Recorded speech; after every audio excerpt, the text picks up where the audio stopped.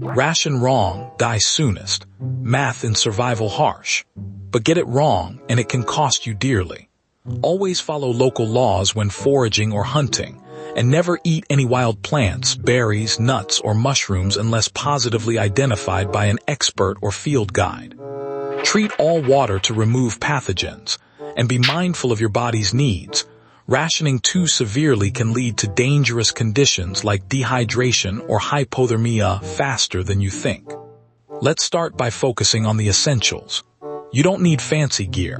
Just a few basic items that you can easily fit into any backpack will do. 1. A reliable water filter or purification tablets to ensure safe drinking water. 2. High-energy, non-perishable food like nuts, dried fruits, and energy bars. 3. A map and compass, or GPS device, with knowledge of local wildlife laws and seasons for hunting and gathering. 4. A first aid kit including bandages, antiseptics, pain relievers, and insect bite treatments. 5. Emergency shelter such as a lightweight tarp or bivy sack. Remember, when it comes to wild edibles like plants and mushrooms, positively identify them with an expert guidebook or local expert before consuming anything you find in the wilderness.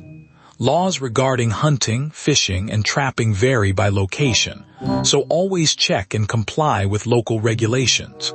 Stay safe out there. A canteen or water bottle, along with a reliable water purification method such as a portable filter or tablets, to ensure the water is safe to drink. A clean cloth for filtering debris from water sources before purifying it further. Non-perishable food like energy bars, nuts. Never eat wild plants or mushrooms unless you have positively identified them with an expert, dried fruit and jerky. A small waterproof bag to keep your supplies dry.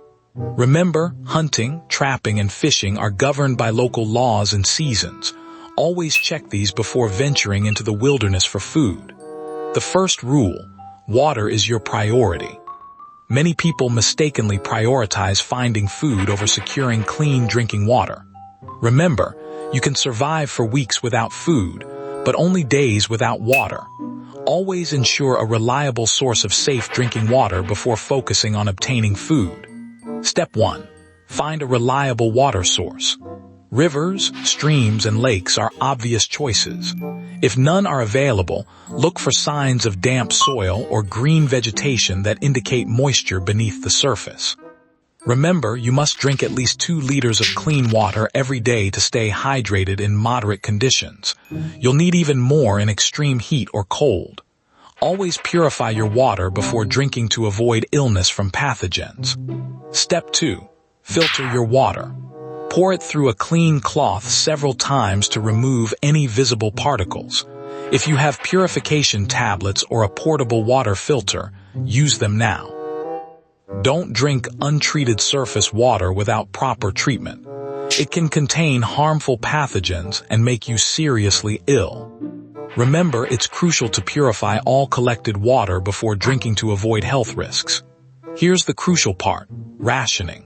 Don't sip and snort every few minutes. That wastes your supply. Instead, set specific intervals to drink from. 5 liters at midday and then 2 small sips, about 100 ml each, during each of the evening hours. Remember that water purity is critical.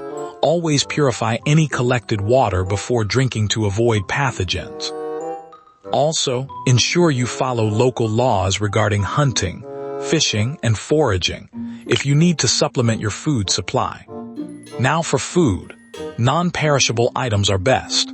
Nuts and dried fruit provide energy without adding bulk or weight. Aim to eat about 800 calories a day, less than your usual intake, but enough to keep you going without risking starvation.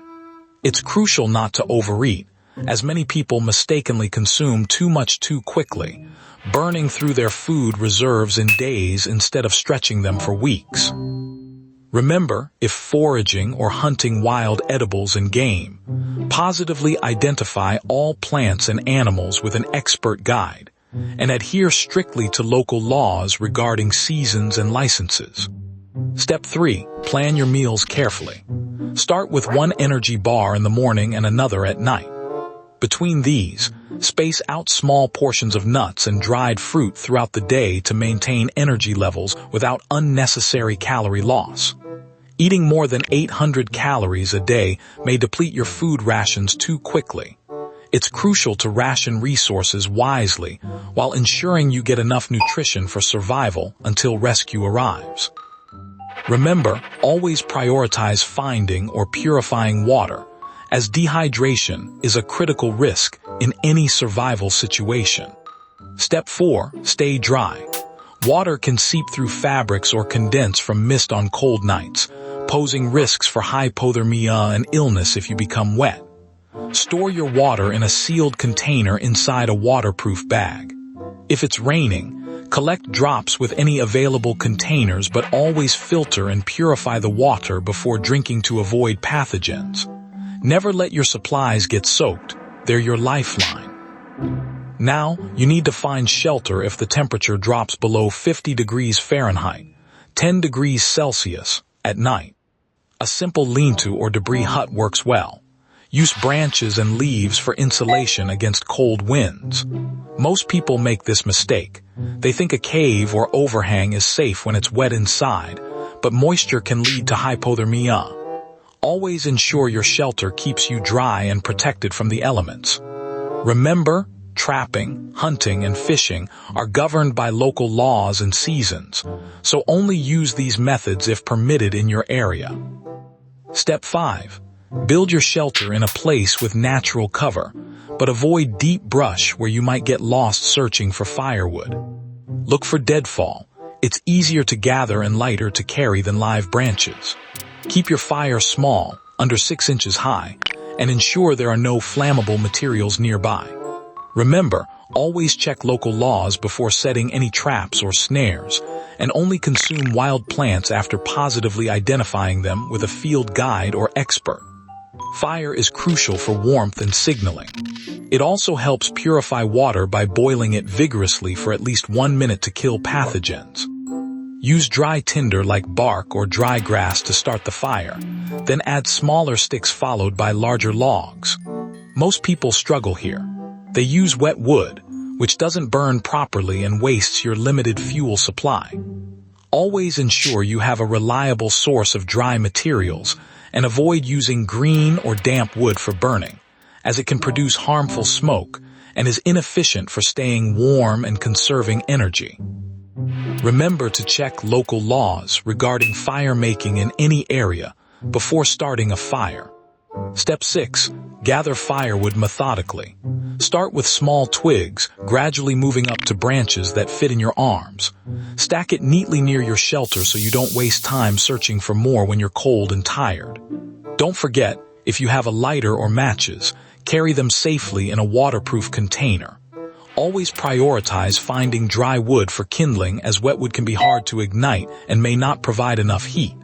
Now, how do you know if rationing is working? Pay attention to your body's signals. If you feel thirsty all the time, increase your water intake. However, ensure any wild sources are purified first, as untreated water can carry harmful pathogens. If you start feeling weak or dizzy, it might be dehydration or hypoglycemia. Eat something nutritious immediately. Remember to only consume food that's positively identified and safe according to expert advice or field guides.